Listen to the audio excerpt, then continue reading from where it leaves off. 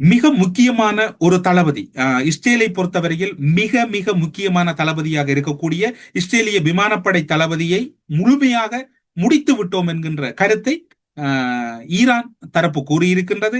இஸ்ரேலின் விமானப்படை தளபதி தோமர் பாரை இலக்கு வைத்து நடத்தப்பட்ட நடவடிக்கை வெற்றிகரமாக நடத்தப்பட்டதோடு மட்டுமல்லாது டெல்லவியில் இருக்கக்கூடிய முக்கியமான அங்கிருந்த உளவு அமைப்புகளின் முக்கியஸ்தர்களும் அந்த தாக்குதலில் படுகொலை செய்யப்பட்டிருக்கின்றார்கள். புரட்சிகர காவல் படை அதனை உத்தியோகபூர்வ தளத்திலே இந்த நிமிடத்திலே வெளியிட்டிருக்கின்றார்கள். ஈரானை பொறுத்தவரையில் அவர்களுக்கு இழப்பதற்கு எதுவும் இல்லை. எனவே அவர்கள் மற்றவர்களின் அழிவை எந்த ஒரு எதிர்பார்ப்பும் இல்லாமல் செய்து முடித்துக் கொண்டிருக்கின்றார்கள்.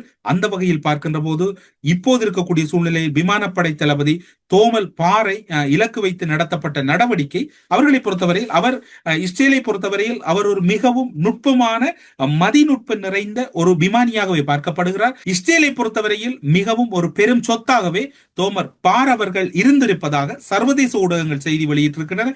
அதனை இலக்கு வைத்து ஈரான் தாக்கி இருக்கின்றது. அதற்கு இணையாக ஈரான் மீதும் அமெரிக்க இஸ்ரேல் தரப்புகள் கடுமையான தாக்குதலை நடத்தி கொண்டிருக்கிறார்கள். இரண்டு தரப்புகளும் பேர் குறிப்பிட்டு இவர்களை அழித்து விட்டோம் என்கின்றார்கள். ஆனால் அதற்கு இணையாக இரண்டு தரப்புகளும் அதனை மறுத்தும் வருகின்றார்கள். அது மட்டுமல்லாது நேற்று மாலை அளவில் அல்லது நேற்று அதிகாலை அளவில் இன்னும் ஒரு வீடியோ பார்க்கக்கூடியதாக இருந்தது. டொனால்ட் ட்ரம்ப் அவர்கள் அதிகாரிகள் மத்தியிலே பேசுவதற்கு வருகின்ற போது அவருடைய முகம் முழுமையாக செயலிழந்து விட்டது. அவர் இந்த விடயத்திலே தோல்வியடைந்து விட்டேன் என்று உணர்கின்றாரா அல்லது என்ன மனநிலையில் இருக்கிறார் என்று தெரியவில்லை. எனவே இங்கு பார்க்கின்ற போது எல்லாம் ஒரு ஆபத்தான கட்டத்தை நோக்கித்தான் நகர்ந்து கொண்டிருக்கிறோம். டொனால்ட் ட்ரம்ப் எதிர்பார்த்தது போன்று இந்த யுத்த களமுனை இல்லை என்பதை மட்டும் அவருடைய செயற்பாடுகள் வெளிப்படுத்தி நிற்கின்றன. ஈரான் தரப்பில் ஒரு காட்டமான ஒரு சிவப்பு எச்சரிக்கை ஒன்று விடுக்கப்பட்டிருக்கிறது.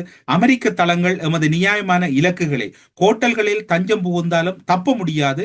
ஈரானிய வெளிவிவகார அமைச்சர் பகிரங்கமான எச்சரிக்கையை சற்று முன்னர் வெளியிட்டிருக்கின்றார். மத்திய கிழக்கு போர் தீவிரமடைந்துள்ள நிலையில் பிராந்தியத்தில் உள்ள அமெரிக்க ராணுவ தளங்கள் அனைத்தும் ஈரானின் நியாயமான இலக்குகள், எங்களுடைய இலக்குகள் என்பதில் மாற்றமில்லை.